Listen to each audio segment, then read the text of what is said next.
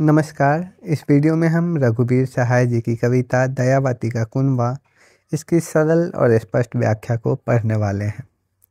मैं इसकी हर एक पंक्ति को पढ़कर उसकी सरल और स्पष्ट व्याख्या आपको बताने जा रहा हूं। तो आइए वीडियो को शुरू करते हैं। यह कविता मूल रूप से दयावती नामक स्त्री के परिवार के दुख, संघर्ष, त्याग और सामाजिक अन्याय को बड़े सहज और मार्मिक ढंग से प्रस्तुत करती है, जो गरीब और कमज़ोर वर्ग की सच्ची तस्वीर को दिखाने का काम करती है। तो आइए इस कविता को पढ़ते हैं और इसके सरल अर्थ को बताता हूँ। पूरी कविता पढ़ने के बाद मैं इस कविता के मूल भाव को भी स्पष्ट करूँगा। कवि लिखते हैं, अब इस घर में पुरुष कोई नहीं रह गया। यह एक लंबी कहानी है। वहाँ से शुरू करें जब इस सदी के आरंभ में दयावती घर से विदा हुई। हर पुत्री का अपना भाग्य है, यह मानकर पिता ने वर ले दिया।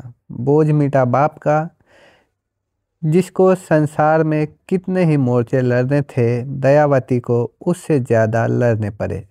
तब से शुरू हुई दयावती की कथा। यानी कि कवि यहाँ बताते हैं कि इस घर में अब एक भी पुरुष नहीं बचा है। इस दुखद स्थिति की वजह समझाने के लिए वह कहानी की शुरुआत तब से करते हैं जब दयावती नामक महिला का विवाह हुआ था। उसके पिता ने उसके भाग्य पर छोड़कर अपनी पुत्री को एक वर चुनकर और उसके साथ विदा कर दिया। पिता का बोझ तो समाप्त हुआ, जिसको संसार में कितने ही मोर्चे लड़ने थे। यानी पिता ने पुत्री के पालन में न जाने कितने मोर्चों पे संघर्ष किया था, लेकिन इससे ज़्यादा संघर्ष दयावती के जीवन में आते हैं, जो कि कवि आगे बताने जा रहे हैं। तब से शुरू हुई दयावती की कथा। आगे कवि लिखते हैं, इच्छाएं दबाकर बदलकर स्वभाव को, जैसे ससुराल में पसंद था, रोगों को झेलकर दिखलाकर शगुन 4 बच्चे पैदा किए। यानी शादी के बाद दयावती ने अपनी इच्छाएं दबा दी, अपने स्वभाव को ससुराल के अनुसार बदल दिया, बीमारियों का सामना करती रही और शुभ शगुन दिखाती रही, यानी सबको अच्छा दिखाती रही। सभी कठिनाइयों के बावजूद उसने 4 बच्चों को जन्म दिया। यानी वह हमेशा अपने परिवार को संभालने में लगी रही, अपनी इच्छाओं को भूल गई, अपनी भावनाओं को दबा लिया। इसके बाद कवि लिखते हैं, कहा नहीं जा सकता क्यों पहले बेटे की बीवी ने 3 लड़कियां जनी, पर उसका आदमी पेट का मरीज था और बहुत चाय और सिगरेट पीते हुए अपनी मामूली तनख्वाह की शर्म से मुक्त रहा करता था। प्राकृतिक इलाज इस गरीबी में असंभव था।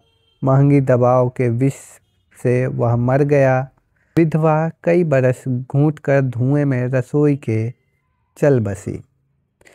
यहाँ कवि बताते हैं कि दयावती नामक जो महिला है, उसका जो पहला बेटा हुआ वो बहुत कमज़ोर और बीमार किस्म का आदमी था। वह ज़्यादा चाय और सिगरेट के नशे में रहता था।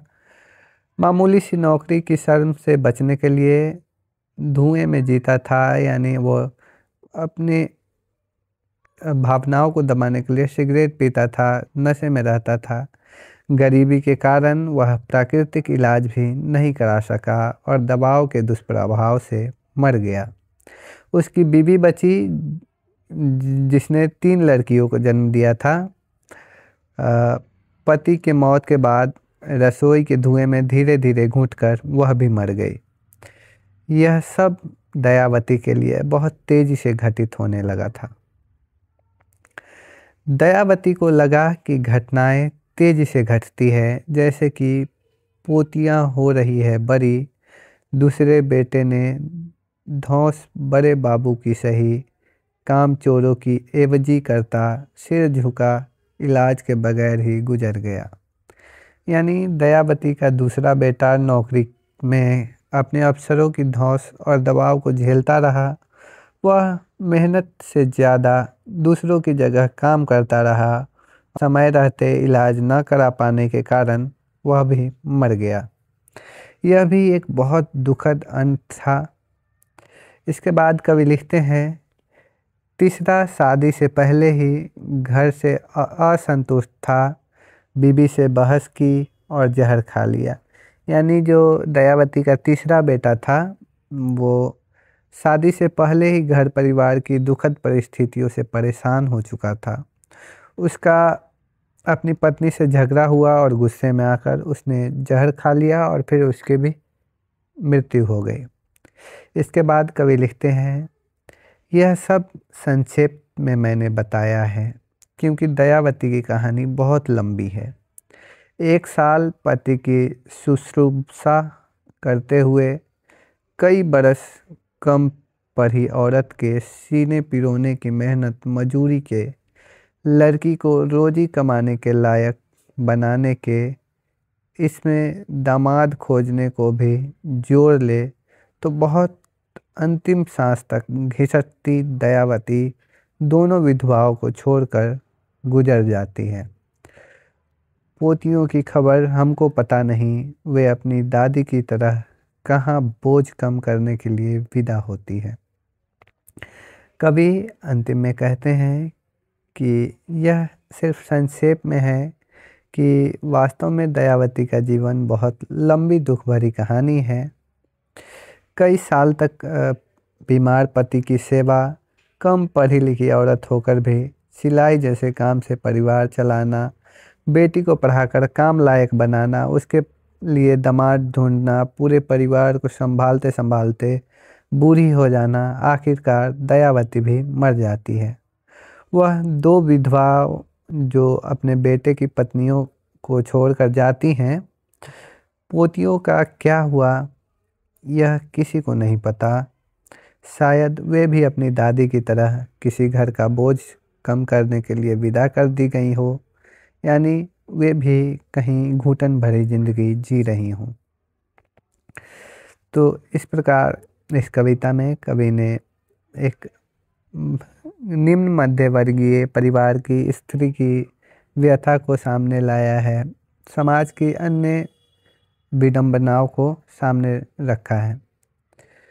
दयावती का कुनबा रघुवीर सहाय की एक महत्वपूर्ण कविता है जो दयावती नामक एक गरीब संघर्षशील महिला और उसके परिवार की जीवन यात्रा को दर्शाती है।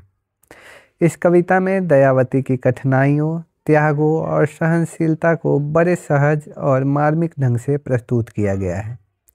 कविता में बताया गया है कि दयावती का परिवार पुरुषों से खाली हो चुका है, उसके पति की मृत्यु हो गई है और अब सिर्फ वह और उसकी लड़कियां ही परिवार के सदस्य हैं।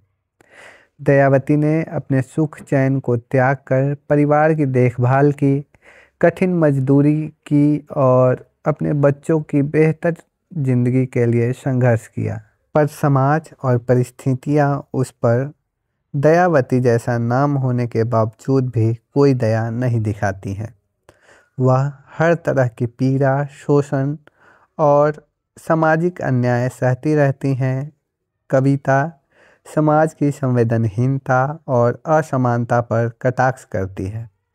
यह कविता स्त्री विमर्श के अंतर्गत आती है और समाज के निम्न वर्ग की स्त्रियों की पीड़ा, सामाजिक असमानता और उनके संघर्ष को दर्शाने के लिए एक गहरा व्यंग्य है।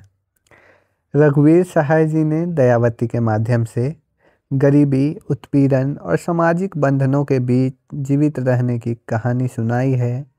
संक्षेप में दयावती का कुनबा गरीब और संघर्षशील स्त्रियों की जद्दोजहद, त्याग, समाज की क्रूरता की मार्मिक अभिव्यक्ति है जो नारी जीवन के यथार्थ को सरल भाषा में उजागर करती हैं।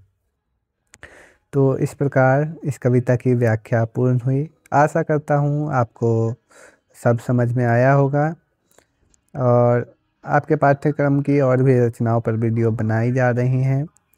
इससे पहले 9-10 वीडियो अपलोड हो चुके हैं।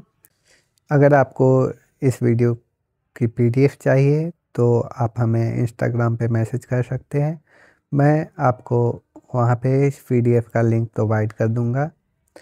और बाकी मिलते हैं अगले वीडियो में। धन्यवाद।